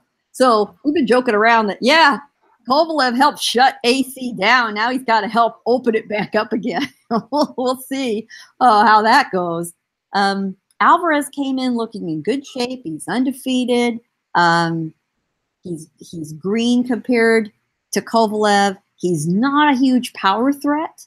So it'll be interesting to see how he intends to go about things and how Kovalev intends to go about things. And he has been extremely cagey, both on and off the record, I will tell you, about, you can go in with a plan, but, everybody adjusts. Just because you've watched video of somebody, they're preparing for you, not for the guys you just watched him fight. So you've got to be ready for anything. That's kind of been his attitude coming into the fight, which I think will make for a very interesting fight. And once again, I'm not sure we're going to have knockouts in either of the two main events. But what we are going to potentially get is a sellout. Almost all the 4 seats are gone for this fight. And so fans who are thinking about checking out this new arena need to get their tickets. There has been seating added for anybody who has been in the old Edis Arena. It's now been reconfigured a little bit with some mezzanine sections added, which are some absolutely sweet balcony-type seats that bring you really close to the action, almost cantilevered a la StubHub, rebranded with the Hard Rock Casino and Hotel and Casinos branding and so forth. For boxing, it configures at about 5,300 people, and I think it's going to be a very successful debut, and I think we're going to see a lot more fights here in the near future. And I will say the Hard Rock Hotel and Casino has been a terrific host so far, and as the fight week progresses, there's going to be some more fan opportunities. And again, another announcement for fans listening who might be anywhere close to the area, we are going to have an old-fashioned outdoor weigh-in on the boardwalk on Friday, public invited. That's worth coming on down to see if you're anywhere close. I'll go to you, Gus Scorsese, and then you can follow up as well, Daniel. Chilemba, is he the kind of opponent who can give the young, talented Bivol a go? And as well as your thoughts on Kovalev and his fight with Alvarez. Mike, Isaac Chilemba, has there been even any opponent that's actually looked good against him? Not from my sort of recollection. He just has that extremely unorthodox style. A very good fighter, don't get me wrong. I mean, he sort of more or less constructed the blueprint on how to beat or how to, significantly deplete the energy of Sergey Kovalev, which, Andre Ward later on, but testicle knockout doesn't really count, but you know what I mean. The body shots, the straight right hands he was landing on Sergey, even on the back foot up against the ropes, was working. Good jab as well, good straight right hand. He was giving Vosdik a bit of hell as well before I think he dislocated his elbow. So good fighter, and we know on the main event, I was vehement that Isaac defeated Eleider Alvarez over in Canada as well, Mike, but he was never going to get the decision on an Al Heyman card against Michel. He was promoting the event, so again against Nivon Michel, promoted fighter, so he was never going to get that decision, but I thought he clearly won that fight. Well, not clearly, it was a close fight, but on sort of video analysis and slow motion, I corroborate my sort of real time scoring that he definitely won that fight. So he is decent, but Dmitry Bivol is a very special fighter. I mean, aesthetically, I really like him. The balance and the transition for his weight and how he, the technique for his punch is very good. All around ability, I think he may even be the first person to legitimately stop Chilemba, Mike. It's not going to be no injury. I think he's going to break him down and probably stop him, possibly even knock him out. I'd say I'd say around 9 rounds. That's what I put money on. So I think Bivol is definitely the man up on the rise. You know, it'll be a good name on his record as well. And if he can stop Chilemba, then yeah, he can definitely make a statement. Main event. I don't know, a little mixed sort of feelings about the fight. Eleider Alvarez does have talent, but I question his mental stability. I'm not sure whether he has the desire to fight. Had various opportunities to fight, Adonis, but he, for whatever reason, I'm sure Scorsese can clarify as to why he didn't take those fights. It's all been well documented. But he gets his opportunity against Sergey Kovalev now, which is quite ironic. I'm not too sure. Sergey Kovalev has never really been a fighter who's impressed me, both amateur or professional. I thought he was just an HBO manufactured fighter. They were promoting him as the killer, and they removed all evidence of his beatdown against Darnell Boone. That was an intentional tactic by HBO to remove all footages of the fight, both on YouTube and Daily Motion, because they were obviously promoting him as this guy who'd killed a killer, literally, metaphorically and literally. So the vulnerabilities are there. I think he's been exposed a few times. Alvarez has a chance, but I would still favor Kovalev in the fight, Mike. Probably by stoppage later on as well. But yeah, not really an impressive card for me. Scorsese, Daniel, your thoughts? I like the card. Chilemba has only had like one fight since that breakage of his forearm, and I agree he was giving Vazdik and he's giving everybody he's fought hell. That's the facts. But there's an inconsistency to him that can't be overlooked, and I think it starts with the defense. He's getting hit with right hands over that shoulder, which he's not turning good enough for this division, and these punches really catch him. And I think that's the way Bivol going. He gonna hit him with that, and he's gonna finish with a jab, a converted like jab kind of hook that he leaps in with, sort of like the Pacquiao straight left hand leaping in with the right hand behind it. Bivol does that beautifully, and I think he's gonna put Chilemba the hell out. No need for an injury. Vazdik was doing okay in the fight, but it was his toughest fight by far, and Chilemba then just kind of gave out when the injury happened. I don't think I'm in agreement with Gus. I think it's not going to require injury. He's going to get beat down, and we may see a stoppage before the 7th round. The main event, Gus is right. The guy, the actual quote from Yvonne Michelle is the coach said we'd rather fight Kovalev for the same money. They said, you want Kovalev or Stevenson? He said we prefer Kovalev, and he said, well, it's for the same money, and they still went Kovalev. So Alvarez feels like he sees something. I disagree with him. I think Kovalev is, even though he got hit by the southpaw he was fighting the other day, he got jabbed by Shabran, I still think he's mean as hell. I still think he has great time, and I think Alvarez doesn't like to be first, and he's gonna sit there and wait on a puncher like Kovalev. But maybe that's his best opportunity to slip down, go to the body, and then finish with it. He like the punch in combination when he's, after Butte hit him a few times, he started punching in combination. He started slipping, going to body, punching in combination, and that did okay for him. But you're not fighting a Butte kind of fighter, and Butte hit him several times. And I know he's a southpaw, Kovalev is orthodox, but they both use their legs to set their punches, and they feints up pretty well. Even though Butte is a lot old, well, he's not a lot older, but he got more miles on him, anyways. But Kovalev, I think, is going to be able to dance around better feet than Alvarez. Alvarez he's solid to the ground. I'm not going to call him exactly flat-footed because he can burst out of it at any time. It looked like he's just stiff, but he got a clean burst, sort of like I was talking about with Dillian Whyte, but he's not as aggressive as Dillian Whyte. So I think Kovalev gonna put it on him. He may have made a mistake. I thought he was a good opponent for Adonis Stevenson. I did, but I think he's Agreed. gonna.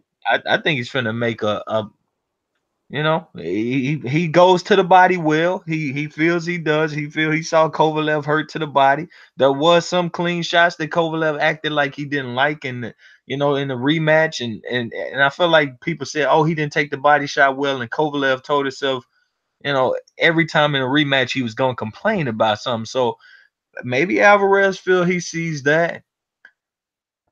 Hey, good luck to him, and if he wins, he easily has a unification fight. The crazy thing is Stevenson is fighting Kovalev's mandatory. Well, actually, Kovalev was the number 2 in the WBO, and he fought the number 10 guy for a vacant title. Issac was the number 1 guy. The WBO overlooked him, so he went and won the WBC interim title when Alvarez was basically stripped of it.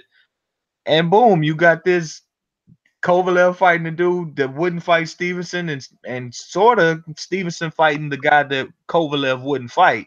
But hey, it's both of them a good fight, so I ain't got nothing to be mad about. I like this fight. I'm glad HBO finally put a damn card on too. By the way, where they put Munguia on the other day, I like that too. But hell, they back in the mix, I guess. Your thoughts, Daniel? Oh yeah, this is gonna be an entertaining fight because what sticks to me in Bivol is always that statement that he made when he said when he got the WBA belt, like he wasn't ready, he wasn't really a champion, but he's proven himself wrong.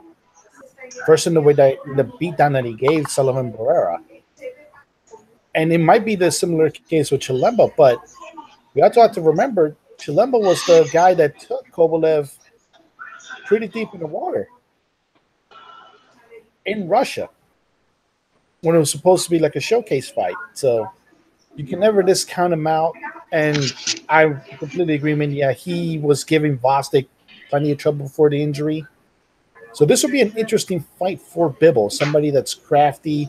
Is not going to be something like where you can say with Bird, like, oh, it's going to amateur background and such. Just a crafty fighter that is going to be a tough out, but I think he was able to stop him. He showed things in the Barrera fight that shows growth in the fighter, and I do think that's on the way now. Kovalev Alvarez, this was interesting because I have a feeling in the back of my head that Kovalev is going to treat this as him fighting Stevenson by proxy in a way because of like Alvarez's whole situation with Stevenson. And it's true, they did technically swap mandatories in a way. But it's going to be an interesting fight. Alvarez does have any talent, but he doesn't have enough to say where you can say he effectively stops people. And Kovalev does have that burst where he can lean in, land the right hand with ease, or do the step in as he's throwing a feint and then throw the right hand over your guard. So that's going to be a very interesting fight, but I think it'll be a good night of main events. Both the fighters are going to win up, but it's going to be a fun and interesting card. And interestingly enough, like I know we didn't talk about this card because there's not much to talk about in that card, but the person that they originally wanted in this fight main events is still fighting the same day. Marcus Brown, he's just not going to be in Atlantic City. He's going to be in the Nassau Coliseum.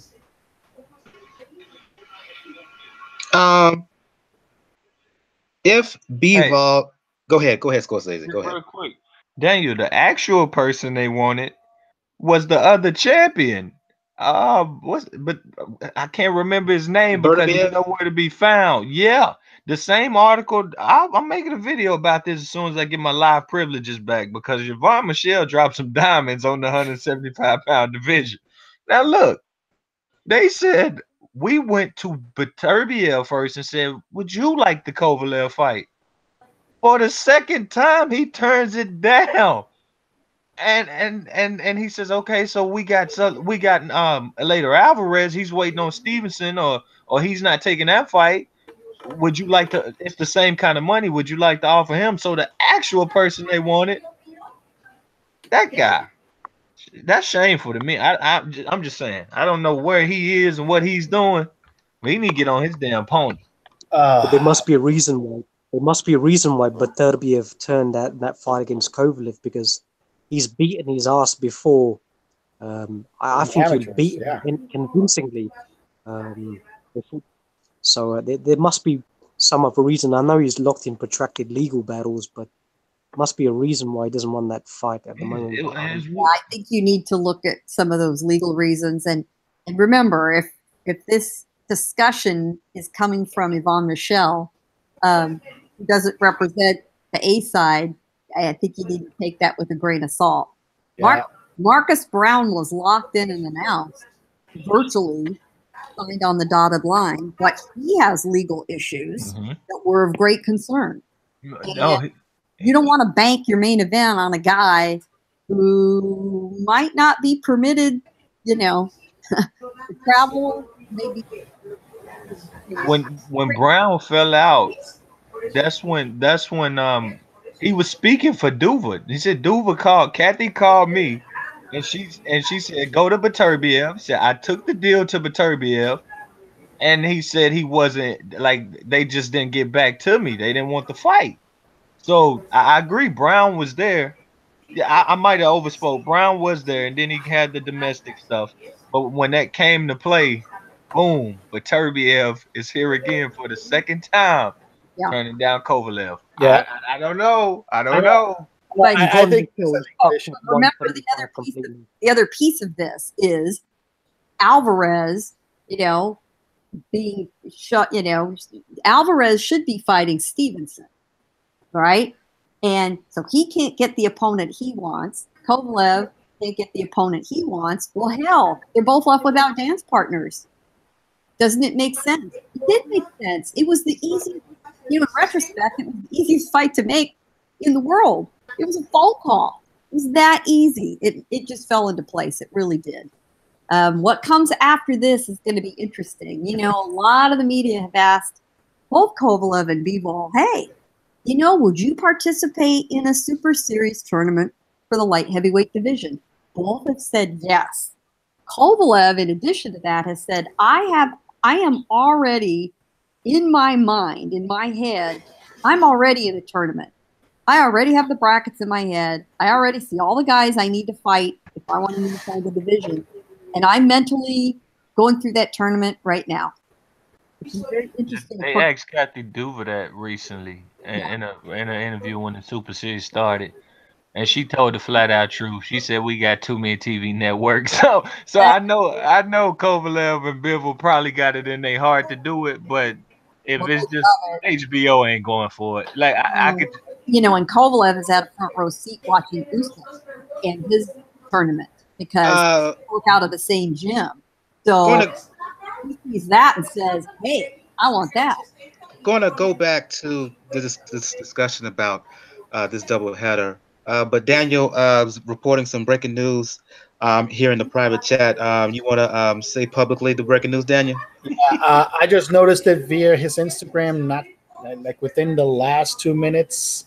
Lucas Matisse has officially retired. And not surprised because he didn't fight with any passion in his last two fights. So the writing was on the wall when he fought the guy from Thailand, and it was even more so when he fought Pacquiao. The passion just was not there. So, I'm not surprised by that. He is announcing his retirement one bit. Big paycheck. Walking away with a big paycheck makes it a little easier to say goodbye. Kneeling away. He's kneeling away with a big paycheck. Well, right. I wish well, and he needs to go pay a visit to his countryman Marcos Maidana and find out the secrets of how to retire well in boxing. Speaking of Maidana, his younger brother, fought on the Garcia Easter card over the weekend. Yes, he did. Very good-looking prospect. He has potential. Potential meaning he has the style and the presence that he could possibly be a world champion. Quick Thoughts from the panel for those who saw him fight this weekend. I not only saw him fight this weekend, I've seen him fight several of his very first fights. He had a lot of StubHub undercards. And I've always been impressed with him. I don't know why it's taken him now a couple of years to get to this point.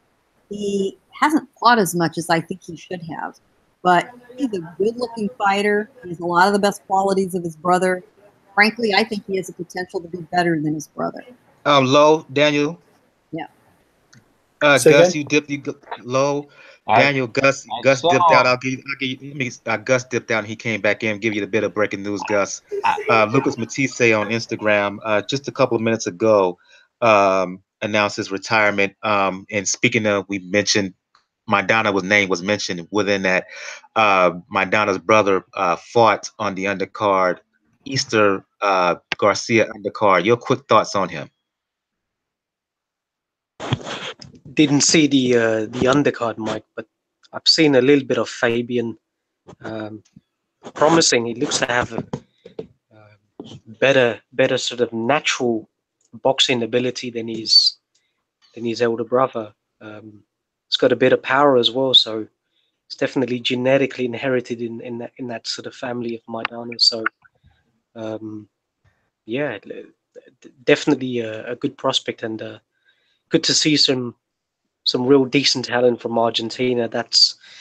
I do a lot of work for a lot of people from sort of Argentina music-wise, so it's good to see some talent coming from there. You was going to say something, Scorsese, about Maidana's brother? I did. I seen him, and I've seen him before, but I really didn't pay attention like I was this time because I was watching Carlos Balderas the fight before, and he was phenomenal. But they put in Maidana, and I wasn't thinking like who, what I've seen before. I was, quite frankly, I was pissed that I wasn't seeing the Maidana style that I'm used to. I was upset, and they were trying to explain to me, but I just couldn't get over it. I wanted to see him go in there and be rough, kick ass, and take names. And I'm just seeing the guy that was back there boxing and waiting on it, taking his time, and it wore me down, man. I was upset with that. But hey, once you get at championship level, see him versus, I know Klimov's an okay opponent for now. He probably gonna step up from there. I'll probably, be more forgiving of that based on him just trying to be a good fighter. But I was really hoping we got another Chino, but that ain't gonna happen. Maybe he's better. Who knows? No, Fabian is a better boxer. Fabian is a better boxer than Marcos is. Granted, Marcos didn't really go into boxing in the way that you would go into fighting. It was just a means to an end in the way. He's a natural brawler. Fabian was able to take it in and learn some of the missteps, progress a little bit better than his brother because he does have the power. It's a good trait that a lot of Argentinian fighters have. But he also has a little bit of finesse, which have a lot of Argentinian fighters, save for Sergio Martinez, have lacked. And many have lacked in recent generations. So this is a good showing for Fabian. That undercard was pretty good. And you're going to expect good things from him in the future. It's just going to be, it's not going to be as brutal as Big Brother. But it may be just as violent. Yeah, and the guy he fought over the weekend was a guy by the name of Klimov, who I want to say I can't remember who. Crawford opponent. There you go. Yeah, he fought Crawford. Fought Crawford back in 2013. Also fought Liam Walsh as well back a couple of years ago, I believe. I don't know how long they're going to wait for Carlos Balderas to go win a title at 130 or 35 or wherever he's going to get down to. But, man, that kid, he phenomenal, bro. He is phenomenal. Facts. Whew. Talent. And I'm leave it there. That dude phenomenal. I'm going to just go back into the discussion about the doubleheader on HBO with Kovalev and Bivol. I just give my little 2 cents in, excuse me. If Bivol is the fighter that uh, people tout him to be, he should beat Chilemba. Chilemba will give him some problems early on, in my opinion, but the talent is obviously there from Bivol, particularly from an offensive standpoint. He's solid defensively, but it's his offense that really stands out. He has all the punches in the book with power, and um, I think he will be able to get to Chilemba. It's just going to take him some time to do so. So I'm going with Bivol here by decision. If I felt that Alvarez had more power, I would give him a better shot against against Kovalev. But because he doesn't have a great amount of power, not even Andre Ward power. Ward, he may not have a lot of knockouts, but Ward, he's the type of guy, once he hits you, you feel it, particularly once Ward sits down on his punches. I don't even see that from Alvarez. And I think, I can't remember who said it, either Scorsese or Gus, but you question his mental strength. I do as well. Um, and because of that, I'm going with Kovalev here. Um, I think Kovalev has a shot to stop him. And moving forward, I would love to see an eventual uh, Kovalev Bivol fight down the line later on this year, possibly the first quarter of 2019 is one of the best matchups in boxing. The established grizzled vet who still has TNT. Yes, he lost to Andre Ward. He got his card pulled by Andre Ward, but that doesn't mean he's still not the goods against a up and coming Bivol. So I would love to see that fight eventually down the road. Um, want to thank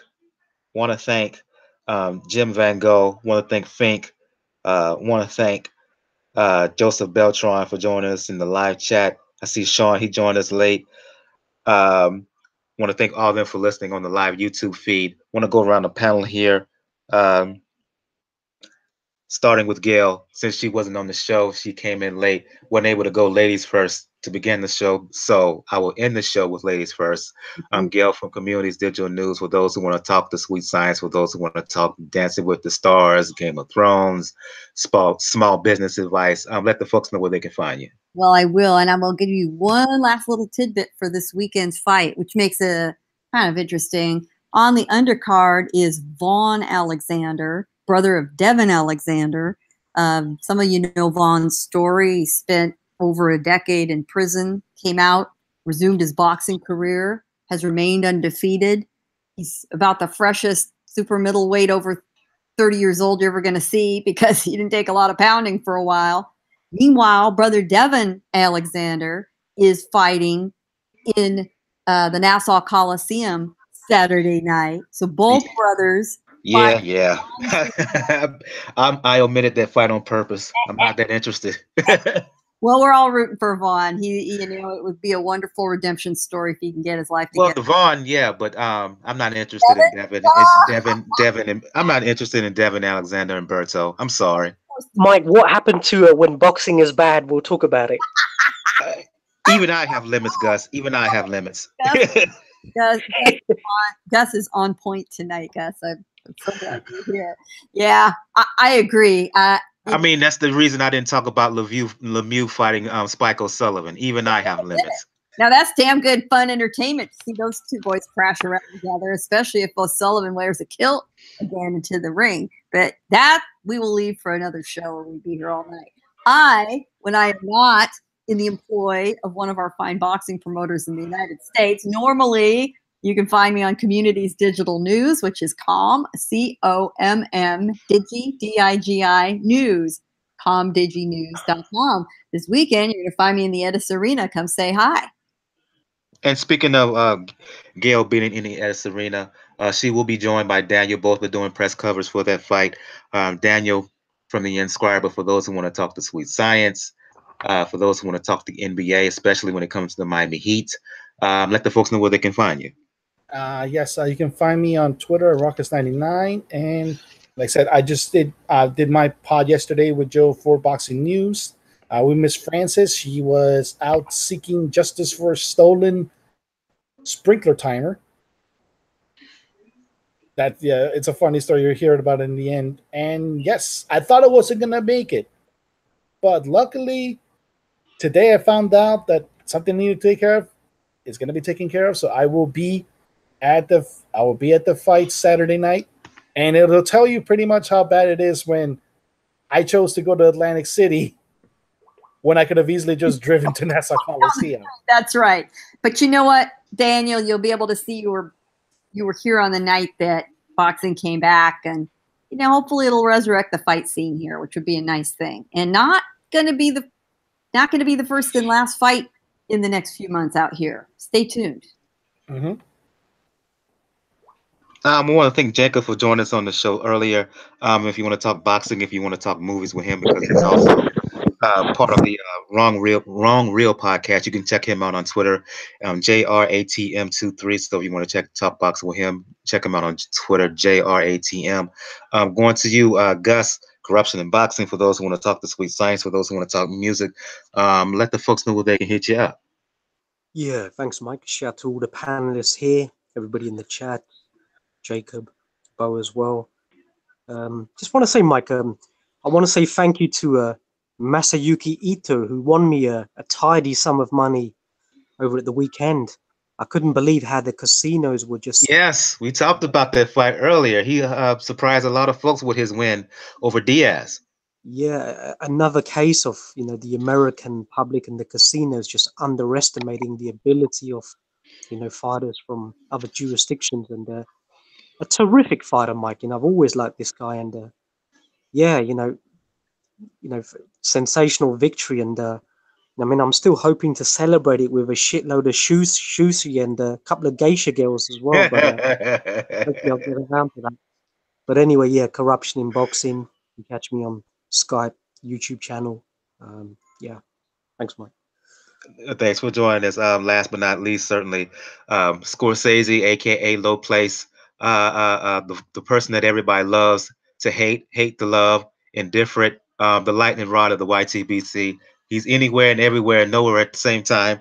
For those who want to talk boxing, let the folks know where they can hit you up, bro. Yeah, that was excellent. Oh yeah, can't wait for Saturday. Like for real, main events card. I like that. I wish I could get my Twitter back or make another one or something, because I don't get the notification thing. Gus, I appreciate you sending that to me. But yeah, for now I'm only on the YTBC, which is the YouTube boxing community, at Low Place #MLPF. And you can find me there talking boxing with anybody that want to talk it. When this episode drops on iTunes, SoundCloud, Google Play Music, Stitcher, Player FM, you will hear a new intro beat. Shout out to the one and only Natty Turner, Sonova Drum Productions. He hooked the brother up, laced me with a new beat. It will be debuting on this particular episode. For those who will check the show out on iTunes and Google Play Music and SoundCloud, Mixcloud, Player FM. So we'll give a big shout out to Natty Turner, the Black Burt Sugar of this YouTube boxing shit. So give a shout out to him once again. For those who want to talk boxing or fitness or music or anything else with me, you know what it is on Twitter. Brother JR at Brother JR76. As I stated to begin the show, if you want to check out all things regarding Pound for Pound Boxing Report, the blog page is the place to go to, p4pboxingreport.wordpress.com. Check the Rather page to find the links and the pages on Twitter, Facebook, G+, Tumblr, YouTube, and also links to where to find the show on SoundCloud, iTunes, Google Play Music, Stitcher Radio, Player FM for the folks over in the UK, as well as Mixcloud. On the next episode, we will do a recap of Dib and Farmer, of Kovalev, Alvarez, Bivol, Chilemba. Looks like it's not going to be much happening on the weekend of the 11th, boxing-wise. So next week may just be strictly a recap show. Don't know if there's any fights of note or people want to talk about. We will talk about it for sure. But next week, just to give a forewarning, it may just be strictly a recap show and news show. So for Gail from Communities Digital News, from Jacob from Wrong Real, Daniel from The Inscriber, Gus from Corruption and Boxing, Scorsese. This has been episode 217 of Pound for Pound Box Report.